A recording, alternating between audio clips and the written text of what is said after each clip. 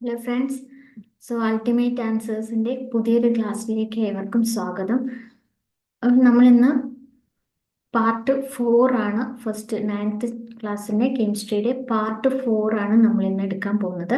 അപ്പോൾ കഴിഞ്ഞ ക്ലാസ്സിൽ നമ്മൾ എടുത്തിരിക്കുന്നത് റുദർഫോർഡിൻ്റെ ആറ്റം മോഡൽ വരെയാണ് നമ്മൾ പറഞ്ഞു നിർത്തിയിരുന്നത്.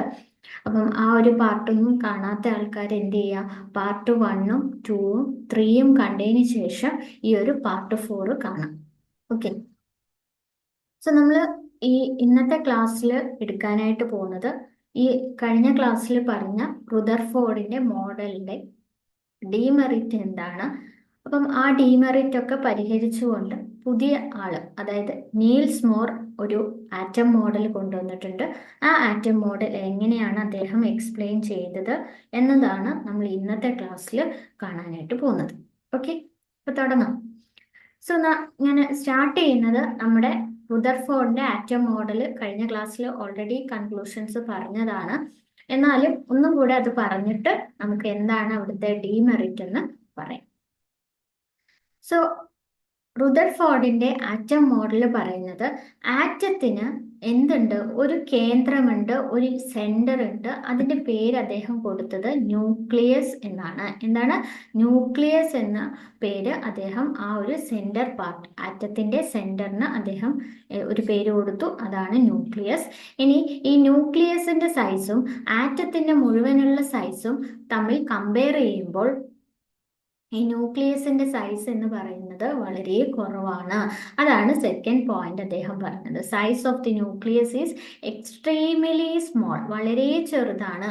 എന്തുമായിട്ട് കമ്പയർ ചെയ്യുമ്പം, ആറ്റത്തിന്റെ സൈസുമായിട്ട് കമ്പയർ ചെയ്യുമ്പോൾ. ഇനി മൂന്നാമതായി അദ്ദേഹം പറഞ്ഞത് ആറ്റത്തിന്റെ മുഴുവൻ പോസിറ്റീവ് ചാർജും മാസും ഏകദേശം പൂർണ്ണമായിട്ടും എവിടെയാണ് കേന്ദ്രീകരിച്ചിരിക്കുന്നത്, എവിടെയാണ് കോൺസെൻട്രേറ്റ് ചെയ്തിരിക്കുന്നത്, ന്യൂക്ലിയസിനുള്ളിലാണ് കോൺസെൻട്രേറ്റ് ചെയ്തിരിക്കുന്നത്. എന്തൊക്കെയാണ് പോസിറ്റീവ് ചാർജും ആ ആറ്റത്തിന്റെ ഏകദേശം മാസും എവിടെ തന്നെയാണ് കോൺസെൻട്രേറ്റ് ചെയ്തിരിക്കുന്നത്, കേന്ദ്രീകരിച്ചിരിക്കുന്നത്, ന്യൂക്ലിയസിലാണെന്നാണ് അദ്ദേഹം പറഞ്ഞത്. പിന്നെ അദ്ദേഹം പറഞ്ഞത് ഇലക്ട്രോണുകൾ ന്യൂക്ലിയസിന് ചുറ്റും, ഇത് ന്യൂക്ലിയസ് ആണെങ്കിൽ ഇലക്ട്രോണുകൾ ന്യൂക്ലിയസിന് ചുറ്റും ഒരു ആകൃതിയിലുള്ള ഓർബിറ്റിൽ ആണ് എന്ത് വളരെ വേഗത്തിൽ എന്ത് ചെയ്യാണ്, പ്രദക്ഷിണം ചെയ്യാണ്. എന്ന് വെച്ചാൽ എന്താ പറയാ, ഇലക്ട്രോൺസ് ന്യൂക്ലിയസിന് ചുറ്റും റിവോൾവ് ചെയ്യാണ്, നല്ല ഫാസ്റ്റ് ആയിട്ട് തന്നെ റിവോൾവ് ചെയ്യാണ്. ആ റിവോൾവ് ചെയ്യുന്ന ആ ഒരു സർക്കുലർ പാത്തിനെ അദ്ദേഹം എന്ത് വിളിച്ചു, ഓർബിറ്റ് എന്ന് വിളിച്ചു. ഓർബിറ്റ്.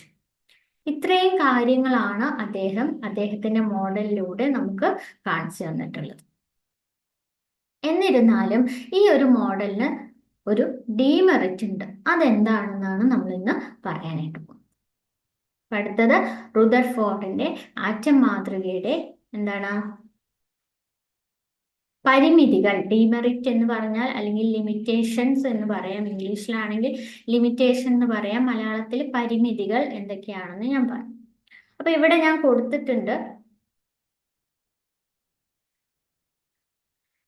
ഇവിടെ ഇംഗ്ലീഷിലും മലയാളത്തിലും രണ്ടും ടെക്സ്റ്റിലുള്ള പോയിന്റുകൾ തന്നെയാണ്, പുറത്തുനിന്നൊന്നും ഞാൻ ഉണ്ടാക്കിയതല്ല.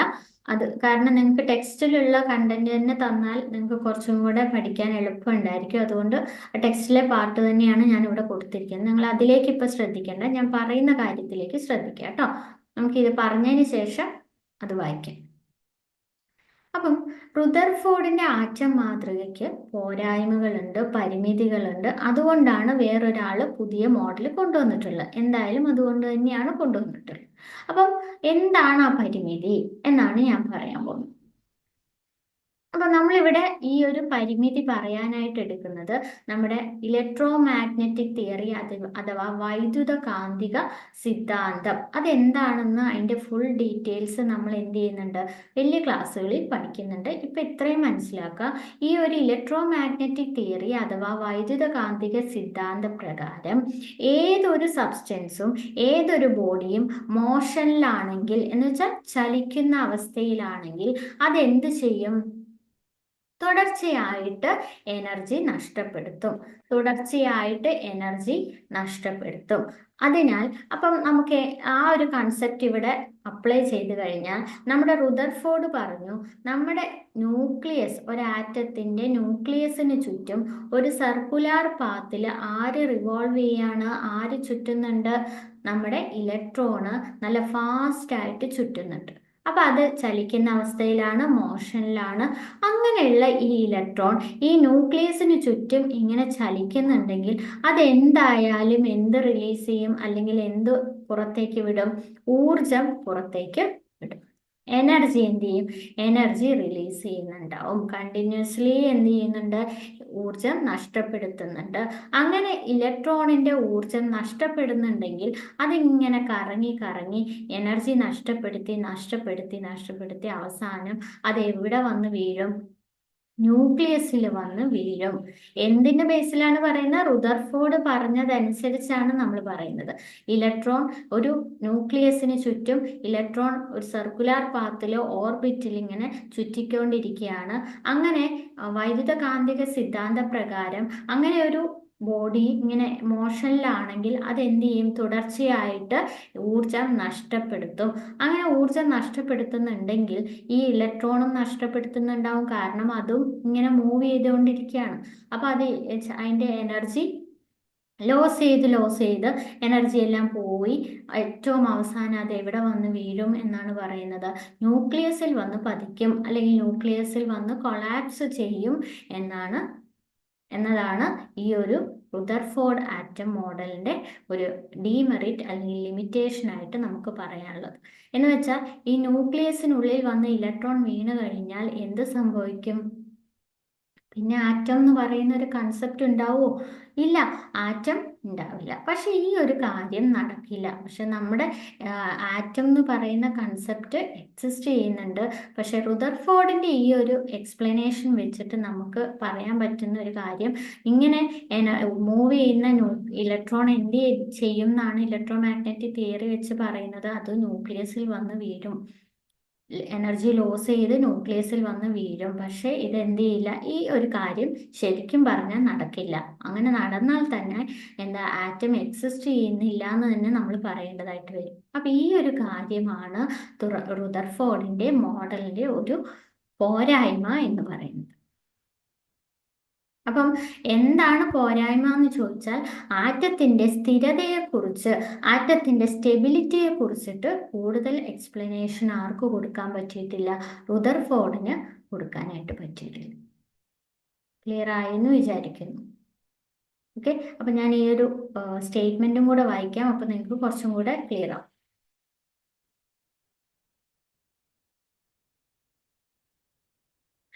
നോക്കാം. വൈദ്യുത കാന്തിക സിദ്ധാന്ത പ്രകാരം എന്ന് വെച്ചാൽ ഇലക്ട്രോ മാഗ്നറ്റിക് തിയറി അനുസരിച്ച് ഒരു ചലിക്കുന്ന ചാർജുള്ള കണങ്ങൾ തുടർച്ചയായിട്ട് എന്ത് ചെയ്യും? ഊർജം പുറത്തുവിടും. ഒരു ചാർജ്ഡ് ബോഡി മോഷനിലാണെങ്കിൽ അത് കണ്ടിന്യൂസ് ആയിട്ട് എനർജി എമിറ്റ് ചെയ്യും. അതുകൊണ്ട് തന്നെ റുദർഫോർഡിന്റെ ഈ ഒരു മോഡൽ അനുസരിച്ച് ന്യൂക്ലിയസിന് ചുറ്റും വലം വെക്കുന്ന നെഗറ്റീവ് ചാർജുള്ള ചാർജുള്ള ഇലക്ട്രോൺ അല്ലേ? ഇങ്ങനെ ഈ ഒരു ചാർജുള്ള ഇലക്ട്രോൺ തുടർച്ചയായി ഇങ്ങനെ ചുറ്റുന്ന സമയത്ത് തുടർച്ചയായി എന്ത് നഷ്ടപ്പെടുത്തും? ഊർജം നഷ്ടപ്പെടുത്തും, എനർജി ലോസ് ചെയ്യും. അങ്ങനെ എനർജി ലോസ് ചെയ്തു കഴിഞ്ഞാൽ അത് അവസാനം വന്ന് എവിടെ കൊളാപ്സ് ചെയ്യും? ന്യൂക്ലിയസിൽ വന്ന് പതിക്കും. Collapse in the nucleus. പക്ഷെ ഇതെന്ത് ചെയ്യില്ല, ഈ ഒരു കാര്യം ഹാപ്പൻ ചെയ്യാൻ പാടില്ല, നടക്കാൻ പാടില്ല. നടന്നാൽ ആറ്റം ഇല്ല എന്നാണ് അർത്ഥം. അപ്പം റുദർഫോർഡിന്റെ മോഡലിന്റെ ഫെയിലിയർ അത് തന്നെയാണ്. ആ മോഡൽ എന്ത് എക്സ്പ്ലെയിൻ ചെയ്യാൻ പറ്റിയിട്ടില്ല? സ്റ്റെബിലിറ്റി ഓഫ് ആറ്റം എക്സ്പ്ലെയിൻ ചെയ്യാൻ പറ്റിയിട്ടില്ല. ആറ്റത്തിന്റെ സ്ഥിരത വിശദീകരിക്കാനായിട്ട് ഈ മോഡലിന് സാധിച്ചില്ല. ഇതാണ് റുദർഫോർഡിന്റെ ആറ്റം മോഡലിന്റെ ലിമിറ്റേഷൻ അഥവാ പരിമിതികൾ എന്താണെന്ന് ചോദിച്ചാൽ പറയേണ്ടത്. ക്ലിയർ ആയോ? അപ്പോൾ ചലിക്കുന്ന ചാർജുള്ള കണങ്ങൾ തുടർച്ചയായിട്ട് എനർജി ലോസ് ചെയ്യും. അങ്ങനെ തുടർച്ചയായിട്ട് എനർജി ലോസ് ചെയ്ത് കഴിഞ്ഞാൽ അത് അവസാനം ഇപ്പൊ ഇലക്ട്രോൺ ആണെങ്കിൽ ഇലക്ട്രോൺ ന്യൂക്ലിയസിന് ചുറ്റും ഇങ്ങനെ കറങ്ങുന്നുണ്ട്. അപ്പൊ എനർജി ലോസ് ചെയ്ത് അവസാനം അത് ന്യൂക്ലിയസിൽ വന്ന് പതിക്കും. അങ്ങനെ പതിക്കുകയാണെങ്കിൽ ആറ്റം കൊളാപ്സ് ആവും. മൊത്തത്തിൽ ആറ്റമേ ഇല്ല എന്ന് തന്നെ പറയേണ്ടി വരും. പക്ഷെ ശരിക്കും പറഞ്ഞാൽ ആറ്റം എന്നുള്ള കൺസെപ്റ്റും ആറ്റം ഉണ്ട്. അപ്പൊ നമുക്ക് ഇവിടെ ആർക്ക് എന്ത് എക്സ്പ്ലെയിൻ ചെയ്യാൻ പറ്റില്ല. ആ ആറ്റത്തിന്റെ സ്റ്റെബിലിറ്റിയെ കുറിച്ചിട്ട് അല്ലെങ്കിൽ സ്ഥിരതയെ കുറിച്ചിട്ട് ആർക്ക് എക്സ്പ്ലെയിൻ ചെയ്യാൻ പറ്റിയില്ല, റുദർഫോർഡിന് എക്സ്പ്ലെയിൻ ചെയ്യാൻ പറ്റില്ല. ഓക്കെ, സോ ഇതാണ് റുദർഫോർഡിന്റെ ആറ്റം മോഡലിന്റെ ലിമിറ്റേഷൻ. ക്ലിയർ ആയെന്ന് വിചാരിക്കും. ഓക്കെ,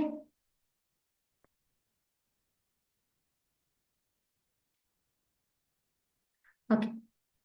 അപ്പൊ ഇതിന്റെ ഒരു ഫോളോ അപ്പ് പോലെ തന്നെയാണ് അടുത്ത കണമായിട്ടുള്ള ന്യൂട്രോൺ കണ്ടെത്തിയിട്ടുള്ളത്.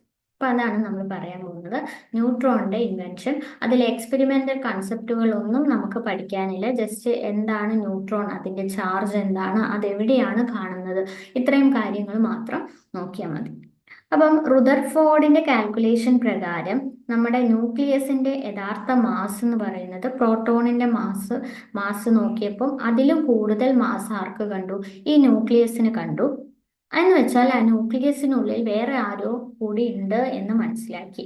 ഇതെല്ലാം ചെയ്തത് പല വ്യത്യസ്തമായിട്ടുള്ള ശാസ്ത്രജ്ഞന്മാരാണ്. അപ്പം അവസാനം 1932 ജെയിംസ് ചാഡ്വിക് എന്ന് പറയുന്ന ഈ ഒരു സയന്റിസ്റ്റ്, ഇദ്ദേഹം എന്ത് കണ്ടെത്തി? ഈ കണം എന്ന് പറയുന്ന ഈ ന്യൂക്ലിയസിലുള്ള ഈ ഒരു ചെറിയ കണം എന്ന് പറയുന്നത് അതിന്റെ മാസ് എന്ന് പറയുന്നത് ഏകദേശം ഹൈഡ്രജൻ ആറ്റത്തിന്റെ മാസിനോട് തുല്യമാണെന്നും അതിന്റെ ചാർജ് ഇല്ല എന്നും ചാർജ്ലെസ് ആണെന്നും അദ്ദേഹം കണ്ടെത്തി. ആൻഡ് അതിന് പേര് കൊടുത്തു. എന്താണ്? ന്യൂട്രോൺ എന്ന പേരും കൂടി അദ്ദേഹം കൊടുത്തു. ന്യൂട്രോൺ എന്ന പേരും കൊടുത്തു. അപ്പൊ ന്യൂട്രോൺ കണ്ടെത്തിയത് ജെയിംസ് ചാഡ്വിക്. ന്യൂട്രോണിന്റെ ചാർജ് ഇല്ല എന്നുള്ളത് കണ്ടെത്തിയതും അദ്ദേഹമാണ്. ഏത് ഇയറിലാണ്? 1932 അദ്ദേഹം കണ്ടെത്തിയിട്ടുള്ളത്. ഇവിടെ അറിയേണ്ടത് ന്യൂട്രോണിന്റെ ചാർജ് എത്രയാണ്. ചാർജ് ഉണ്ടോ? ഇല്ല. ചാർജ്ലെസ് എന്ന് ഇംഗ്ലീഷിൽ പറയും, അല്ലെങ്കിൽ നോ ചാർജ് എന്ന് എഴുതിയാലും മതി. ഓക്കെ, അപ്പൊ ഇത് ഏത് ഇയറിലാണ്? 1932 ഈ ഒരു ന്യൂട്രോൺ കണ്ടെത്തിയിട്ടുള്ളത്. ജെയിംസ് ചാഡ്വിക് ആണ് കണ്ടെത്തിയത്. ഓക്കെ, അത്രയും കാര്യങ്ങളെ നമുക്ക് ആ ഒരു ന്യൂട്രോണിന്റെ ഭാഗത്തുനിന്ന് പഠിക്കാനുള്ളൂ. എക്സ്പെരിമെന്റൽ കൺസെപ്റ്റുകളൊന്നും അവിടെ ഇല്ല. ഓക്കെ, അപ്പൊ ഈ റുദർഫോർഡിന്റെ ലിമിറ്റേഷൻ നമ്മൾ പറഞ്ഞു. ആ ലിമിറ്റേഷൻസ് ഒക്കെ പരിഹരിച്ചുകൊണ്ട് നീൽസ് ബോർ എന്ന് പറയുന്ന അടുത്ത ആള്, നീൽസ് ബോർ എന്ന് പറയുന്ന സയന്റിസ്റ്റ് 1913 എന്ത് കൊണ്ടുവന്നു? പുതിയൊരു ആറ്റം മോഡൽ കൊണ്ടുവന്നു. ഓക്കെ, ആ മോഡലാണ് ഇനി നമുക്ക് പറയാനുള്ളത്. ശ്രദ്ധിച്ചിരിക്കുക. നിങ്ങൾ ഈ പോയിന്റുകളിലേക്കൊന്നും ശ്രദ്ധിക്കേണ്ട, ഞാൻ ഇവിടെ പറയുന്ന കാര്യം ശ്രദ്ധിക്കുക. ആ പറഞ്ഞതിന് ശേഷം നമുക്ക് ആ ഒരു എക്സ്പ്ലനേഷൻ വായിക്കാം. ഓക്കെ, അപ്പൊ നോക്കാം. അവിടെ നീൽസ് ബോർ നമ്മുടെ റുദർഫോർഡിന്റെ ആ ഒരു കൺസെപ്റ്റിൽ നിന്നാണ് സ്റ്റാർട്ട് ചെയ്യുന്നത്. എന്താ പറയുന്നത്? സെന്ററിൽ ഒരു ന്യൂക്ലിയസ് ഉണ്ട്. ആ ന്യൂക്ലിയസിന് ചുറ്റും ആര് റിവോൾവ് ചെയ്യുന്നുണ്ട്, ചുറ്റുന്നുണ്ട്? ഇലക്ട്രോൺ ഒരു സർക്കുലാർ പാത്തിൽ ചുറ്റുന്നുണ്ട്. ആ സർക്കുലാർ പാത്തിനെ എന്ത് വിളിച്ചു? ഓർബിറ്റ് എന്നാണ് വിളിച്ചത്. ഇനി നമ്മൾ ശരിക്കുള്ള നീൽസ് ബോറിന്റെ മോഡലിലേക്ക് പോവാണ്. റുദർഫോർഡ് ഈ ഓർബിറ്റിന്റെ എനർജിയെ കുറിച്ചിട്ടൊന്നും തന്നെ പറഞ്ഞിട്ടില്ല. പക്ഷെ നീൽസ് ബോർ എന്ത് പറഞ്ഞിട്ടുണ്ട്? അതിന്റെ ഫിക്സഡ് എനർജിയെ കുറിച്ചിട്ട് ക്ലിയർ ആയിട്ട് നമുക്ക് പറഞ്ഞു തന്നിട്ടുണ്ട്. അപ്പൊ അതെന്താണെന്നാണ് പറയാൻ പോകുന്നത്. നമ്മുടെ ന്യൂക്ലിയസിന് ചുറ്റും റിവോൾവ് ചെയ്യുന്ന ഇലക്ട്രോൺ ഏത് ഷെല്ലിലാണോ അല്ലെങ്കിൽ ഏത് ഓർബിറ്റിലാണോ അതിന് ഫിക്സഡ് ആയിട്ടുള്ള എന്തുണ്ട്? ഡെഫിനിറ്റ് എനർജി ഉണ്ട്. കൃത്യമായിട്ടുള്ള ഒരു നിശ്ചിത ഊർജമുണ്ട്. Definite energy. നിശ്ചിത ഊർജമുണ്ട്. എന്ന് വെച്ചാൽ എത്ര ഓർബിറ്റ് ഉണ്ടോ ആ ഓരോ ഓർബിറ്റിനും ഒരു പർട്ടിക്കുലർ എനർജി ഉണ്ടായിരിക്കും, ഊർജം ഉണ്ടായിരിക്കും എന്നാണ് പറയുന്നത്. അതുകൊണ്ട് തന്നെ ഈ ഓരോ ഓർബിറ്റിനെയും നമുക്ക് എന്ത് പറയാം? എനർജി ലെവലുകൾ എന്ന് പറയാം, ഊർജ നിലകൾ എന്നാണ് പറയുന്നത് മലയാളത്തിൽ. ഊർജ നിലകൾ.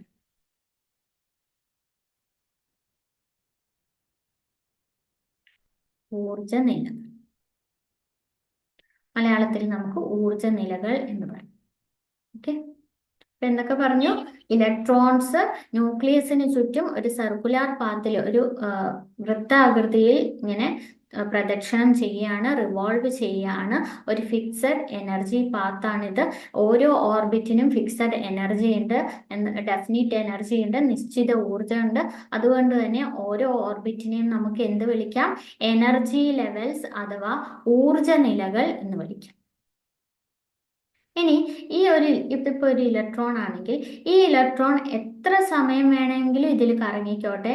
അപ്പം ഇതിൽ തന്നെ ഇങ്ങനെ ചുറ്റിക്കൊണ്ടിരിക്കുകയാണ്, ഒരു നിശ്ചിത ഓർബിറ്റിൽ തന്നെ ഇങ്ങനെ ചുറ്റുന്നിടത്തോളം കാലം അതിൻ്റെ എനർജി കൂടുകയോ കുറയോ ഒന്നും തന്നെ ചെയ്യില്ല. എപ്പോഴും ഒരു സ്ഥിരമായിട്ടുള്ള ഊർജം അതിനുണ്ടാവും. ഈ ഒന്നാമത്തെ ഓർബിറ്റിലാണ് അതിരിക്കുന്നത്, മുഴുവൻ നേരം അവിടെയാണ് ഇരിക്കുന്നതെങ്കിൽ ആ ഓർബിറ്റിന്റെ എനർജി തന്നെ ആ ഇലക്ട്രോണിന് എപ്പോഴും ഉണ്ടാവും. എന്ന് വെച്ച് കഴിഞ്ഞാൽ അതിന്റെ എനർജിക്ക് ഒരു മാറ്റവും കൂടുകയില്ല കുറയുകയില്ല, സ്ഥിരമായിട്ടൊരു ഊർജം ഉണ്ടാവും. അതുകൊണ്ട് തന്നെ ഈ ഒരു ഓർബിറ്റിനെ, എല്ലാ ഓർബിറ്റുകളെയും നമുക്ക് എന്തും കൂടെ പറയാം? സ്റ്റേഷനറി സ്റ്റേറ്റ് എന്നും കൂടെ പറയാം. എന്താണ് സ്റ്റേഷനറി സ്റ്റേറ്റ് അഥവാ സ്റ്റേഷനറി എനർജി ലെവൽസ്? എന്തുകൊണ്ടാണ് അങ്ങനെ പറയുന്നത്?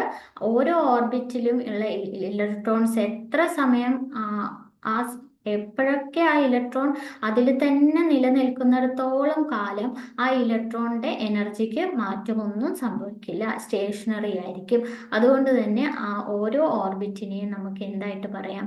സ്റ്റേഷനറി എനർജി ലെവൽസ് അഥവാ സ്ഥിരോർജ നിലകൾ എന്ന് പറയാം. മലയാളത്തിൽ എന്താ പറയാ? സ്ഥിരോർജ നിലകൾ. മനസ്സിലായോ? ഓക്കെ. ഓക്കെ, ഇനി പറയാൻ പോകുന്നത് ഈ ഓർബിറ്റ് ഉണ്ടല്ലോ, അല്ലെങ്കിൽ ഇലക്ട്രോൺ, അല്ലെങ്കിൽ ഓർബിറ്റ് ബേസ് തന്നെ പറയാം. ന്യൂക്ലിയസിന് ഏറ്റവും അടുത്തുള്ള ആൾക്ക് ഏറ്റവും എനർജി കുറവായിരിക്കും. ന്യൂക്ലിയസിൽ നിന്ന് അകലം കൂടുന്തോറും ആ ഓർബിറ്റിന്റെ എനർജിക്ക് എന്ത് സംഭവിക്കും?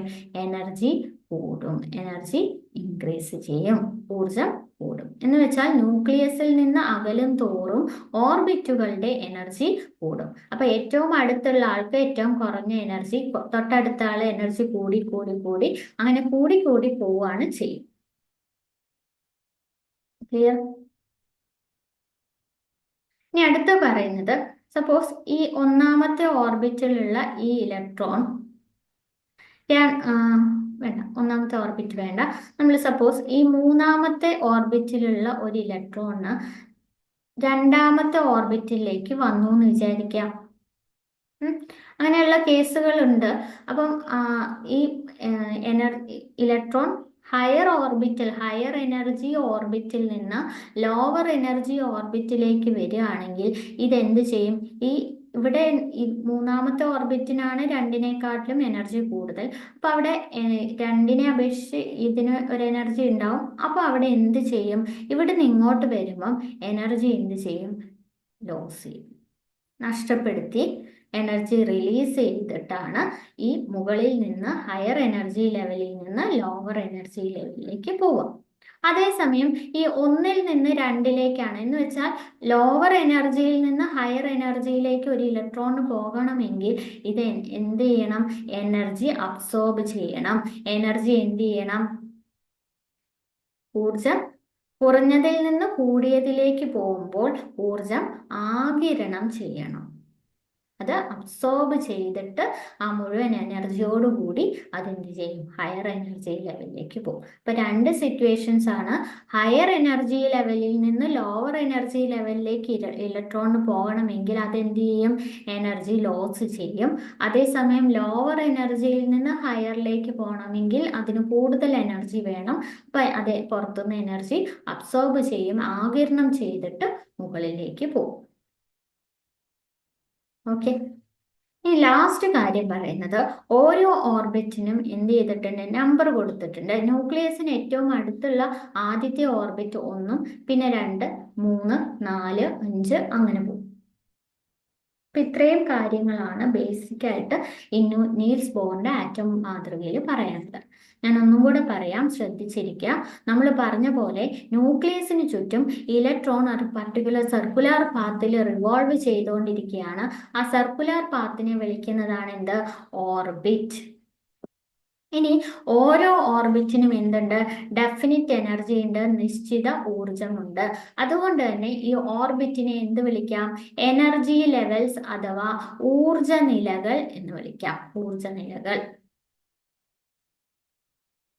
ഇനി ഇലക്ട്രോൺ എത്ര കാലം ഈ ഓരോ ഓർബിറ്റിലും എത്ര സമയം ആ ഇലക്ട്രോൺ ആ ഒരേ ഓർബിറ്റിൽ തന്നെ കറങ്ങുന്നിടത്തോളം കാലം അതിൻ്റെ എനർജിക്ക് ഒരു മാറ്റവും സംഭവിക്കില്ല.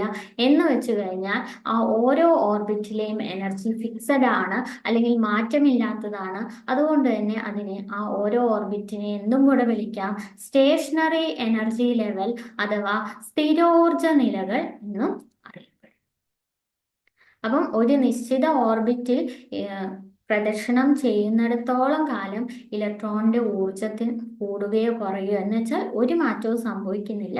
അതുകൊണ്ട് ഓർബിറ്റുകൾ എന്താണ്, സ്ഥിരോർജ നിലകൾ ആണ്. ഇനി ഓരോ ഓർബിറ്റിന്റെയും എനർജിയുടെ കാര്യമാണ് പറയുന്നത്.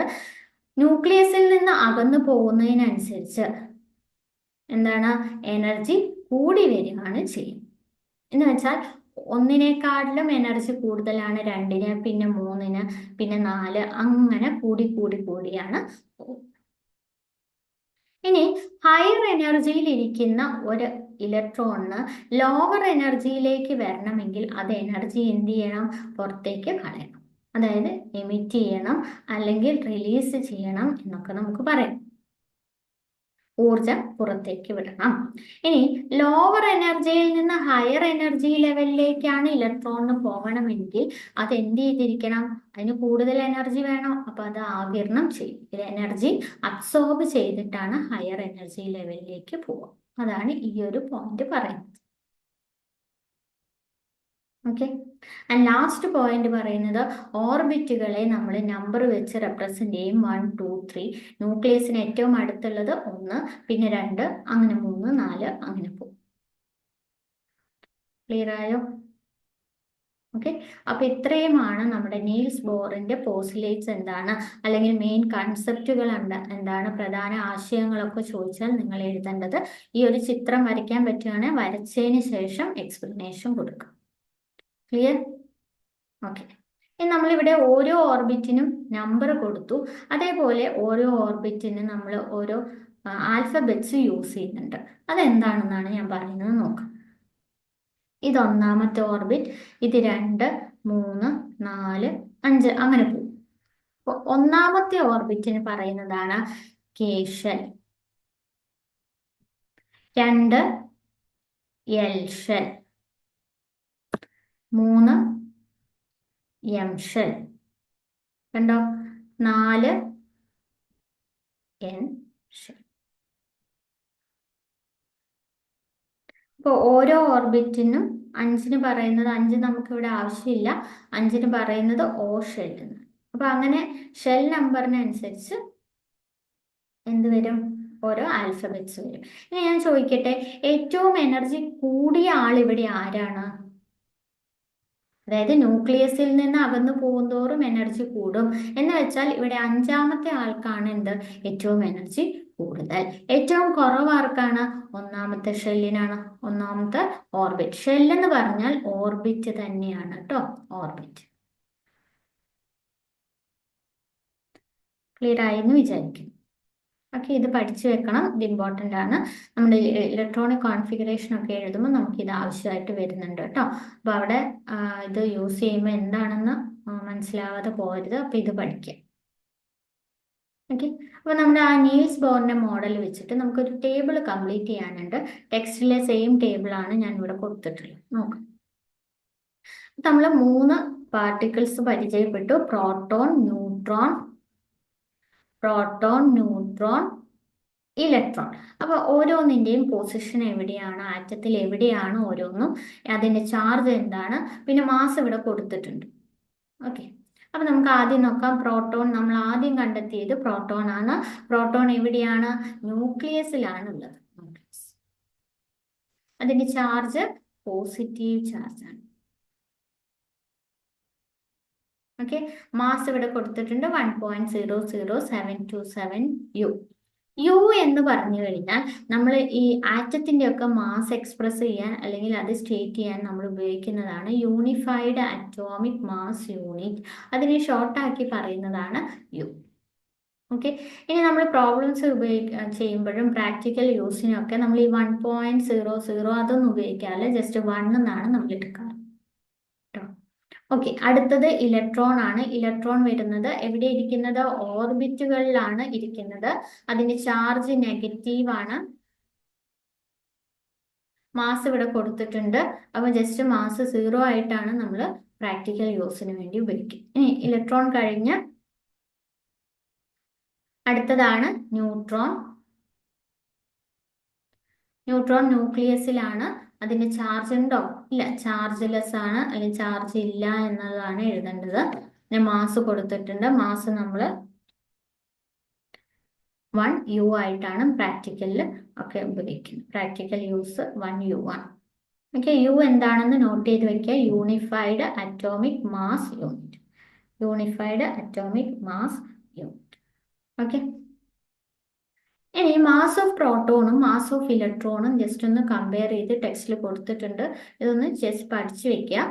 ഒരു ഇലക്ട്രോണിന്റെ മാസ് എന്ന് പറയുന്നത് പ്രോട്ടോണിന്റെ മാസിന്റെ 1/1837 ഭാഗം ആണ് എന്ന് ഇവിടെ കൊടുത്തിട്ടുണ്ട്. അതൊന്ന് ജസ്റ്റ് നോട്ട് ചെയ്ത് പഠിക്കും, അത്രേ ഉള്ളൂ. ഓക്കെ, ഇത് ക്ലിയർ ആയോ? നീൽസ് ബോറിന്റെ ആറ്റം മോഡൽ ക്ലിയർ ആയി എന്ന് വിചാരിക്കുന്നു. ഓക്കെ, ഒരു ക്വസ്റ്റ്യൻ ആണ്, ടെക്സ്റ്റിൽ കൊടുത്ത ഒരു ക്വസ്റ്റ്യൻ ആണ്, ഒന്ന് ചെയ്ത് നോക്കാം. നോക്കൂ, ചില പ്രസ്താവനകൾ നൽകിയിരിക്കുന്നു. ഇവയിൽ ജെ തോംസണുമായി ബന്ധപ്പെട്ട പ്രസ്താവനകൾ ഏതെല്ലാം? അപ്പൊ ഇവിടെ സ്റ്റേറ്റ്മെന്റ് കൊടുത്തിട്ടുണ്ട്. Some statements are given. Which of them are related to J Thomson? J തോംസണുമായി ബന്ധപ്പെട്ട പോയിന്റ്സ് ഏതൊക്കെയാണ്? ഒന്ന് ആൻസർ ചെയ്ത് നോക്കൂ. 2 മിനിറ്റ് സമയം തരാം, നിങ്ങൾ തനിയെ ഒന്ന് ചെയ്ത് നോക്കൂ.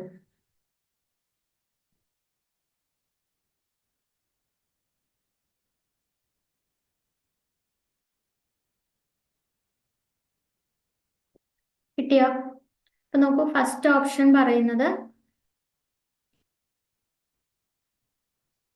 ഓർബിറ്റ് എന്ന ആശയം മുന്നോട്ട് വെച്ചു. അതാരാണ് ഓർബിറ്റ് എന്ന ആശയം കൊണ്ടുവന്നത്? റുദർഫോർഡ് ആണ്.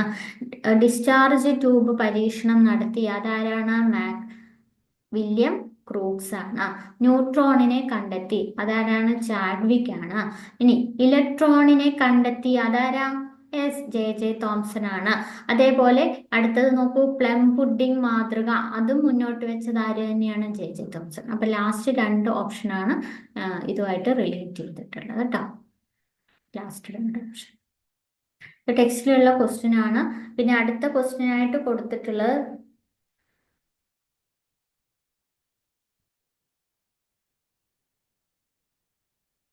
ക്ലിയർ ആയോ? Niels Bohr atom model clear ആയി എന്ന് വിചാരിക്കുന്നു. ഇത്രയുമാണ് നീൽസ് ബോറിന്റെ ആറ്റം മോഡൽ. ഇത്രയും വരെയാണ് നമ്മുടെ ആറ്റം മോഡലുകളെ കുറിച്ചിട്ട്. ഒരു തിയററ്റിക്കൽ പാർട്ട് തന്നെയാണ്, കുറച്ച് ബോറിംഗ് ആയിട്ടുള്ള പോർഷനാണ്. എന്നാലും ഞാൻ പാർട്ടായിട്ട് ഒരുപാട് കാര്യങ്ങളൊന്നും എക്സ്ട്രാ ആഡ് ചെയ്യാണ്ട് തന്നെ ടെക്സ്റ്റിലുള്ള അതേ കാര്യങ്ങൾ, അതേ പോയിന്റ്സ് എല്ലാം ഇൻക്ലൂഡ് ചെയ്തിട്ടുള്ള ക്ലാസ്സുകളാണ് ഈ പാർട്ട് 4 വരെയുള്ളത്. ഇനി നമ്മൾ കുറച്ചും കൂടെ ആക്റ്റീവായിട്ടിരിക്കേണ്ട ക്ലാസ്സുകളാണ് ഇനി വരാൻ പോകുന്നത്. കാരണം കുറച്ച് പ്രോബ്ലമാറ്റിക് ആയിട്ടുള്ള പാർട്ടാണ് നമുക്ക് ഇനി ചെയ്യാനുള്ളത്. ഓക്കെ, അടുത്ത പാർട്ട് മുതൽ നമ്മൾ അറ്റോമിക് നമ്പറും മാസ് നമ്പറും എന്താണ്, അതെങ്ങനെയാണ് കാൽക്കുലേറ്റ് ചെയ്യുന്നത്, കാൽക്കുലേഷൻ പാർട്ടുകളൊക്കെയാണ് ഇനി വരാൻ പോകുന്നത്. അത് കഴിഞ്ഞിട്ട് നമ്മൾ ഇലക്ട്രോൺ വിന്യാസം, എങ്ങനെയാണ് ഒരു ആറ്റത്തിന്റെ ഇലക്ട്രോണിക് കോൺഫിഗറേഷൻ എഴുതുന്നത്, അതിനനുസരിച്ച് നമുക്ക് എങ്ങനെ അത് ചിത്രീകരിക്കാം, ആറ്റം മോഡൽ എങ്ങനെ വരയ്ക്കാം എന്നുള്ളതാണ് നമുക്ക് പഠിക്കാനുള്ളത്. അത് നമുക്ക് അടുത്ത ക്ലാസ്സിൽ എടുക്കാം. അപ്പൊ ഇത്രയും വരെയുള്ള, അതായത് പാർട്ട് 4 വരെയുള്ളത് കംപ്ലീറ്റ് ആയിട്ട് നന്നായിട്ട് വായിച്ച് പഠിക്കുക. നോട്ടൊക്കെ ഞാൻ PPT-യിൽ ശരിക്കും കൊടുത്തിട്ടുണ്ട്. നിങ്ങൾ സ്ക്രീൻഷോട്ട് എടുത്ത് പഠിക്കുകയോ അല്ലെങ്കിൽ ഡയറക്റ്റ് ക്ലാസ്സിന്റെ കൂടെ തന്നെ നോട്ടും എഴുതി വൃത്തിക്ക് എഴുതിയെടുത്ത് അത് പഠിക്കുകയോ ചെയ്യുക. ബാക്കി നമുക്ക് അടുത്ത ക്ലാസ്സിലെടുക്കാം. ഓക്കെ, അപ്പൊ നിങ്ങൾക്ക് ഈ ഒരു ക്ലാസ് മനസ്സിലായിട്ടുണ്ടെങ്കിൽ നിങ്ങളുടെ ഫ്രണ്ട്സിനും ആർക്കൊക്കെയാണോ ഈ ഒരു 9th-ന്റെ ഈ ഒരു ചാപ്റ്റർ ആവശ്യം, അവർക്കൊക്കെ ഒന്ന് ഷെയർ ചെയ്യുക, ക്ലാസ്സിന് സപ്പോർട്ട് ചെയ്യുക. Okay, so thank you.